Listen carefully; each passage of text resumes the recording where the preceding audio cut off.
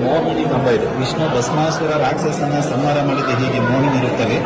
ಸುಂದರವಾದ ಹೆಣ್ಣಿಗೆ ಮೋಹಿನಿ ಅಂತ ಹೇಳ್ತಾರೆ. ಆ ಮೋಹಿನಿ ಹೆಣ್ಣು ಹೇಗಿರ್ಬೇಕು ಅಂತಂದ್ರೆ ಶರೀರದ 7ನೇ ಒಂದು ಭಾಗವನ್ನು ಮುಖ ಇರಬೇಕು. 1 2 3 4 5 6 7 7ನೇ ಒಂದು ಭಾಗ ಮುಖ ಇರಬೇಕು. ಹಣೆ ಎಷ್ಟಿದೆ ಸೊಂಟ ಕೂಡ ಅಷ್ಟೇ ಇರಬೇಕು. ನೋಡಿ, ಈ ಹಣೆ ಎಷ್ಟಿದೆ ಮೂಗು ಅಷ್ಟೇ ಇರಬೇಕು, ಗಲ್ಲ ಕೂಡ ಅಷ್ಟೇ ಇರಬೇಕು. ಹುಬ್ಬು ಕಾಮನ ಬಿಲ್ ತರಬೇಕು, ಕಾಮಾಕ್ಷಿ ಅಂತ ಹೇಳ್ತಾರೆ. ಕಣ್ಣು ಮೀನ್ ತರಬೇಕು, ಮೀನಾಕ್ಷಿ. ನೋಡಿ, ಮುಖ ಚಂದ್ರನ ಕೊಡುತ್ತಲೇ ಇರಬೇಕು, ಚಂದ್ರಮುಖಿ. ಹೆಣ್ಮಕ್ಳ ಪಾದ ಪದ್ಮಪಾದ ತರ ಇರಬೇಕು. ನೋಡಿ, ಪದ್ಮಪಾದ ಅಂದ್ರೆ ಪಾದ ಕೆಳಗಡೆ ಗ್ಯಾಪ್ ಇರಬೇಕು. ಗ್ಯಾಪ್ ಇದ್ರೆ ಪದ್ಮಪಾದ ಅಂತ. ಹೆಣ್ಮಕ್ಳನ್ನ ಮದುವೆ ಆದ ಮನೆಗೆ ಗಂಡನ ಮನೆ ಒಳ್ಳೆಯದು ಅಂತ ಹೇಳ್ತಾರೆ. ಎಪ್ಪೆಟ್ಟಿನ ಪಕ್ಕದ ಬೆರಳು ಉದ್ದ ಇರಬೇಕು.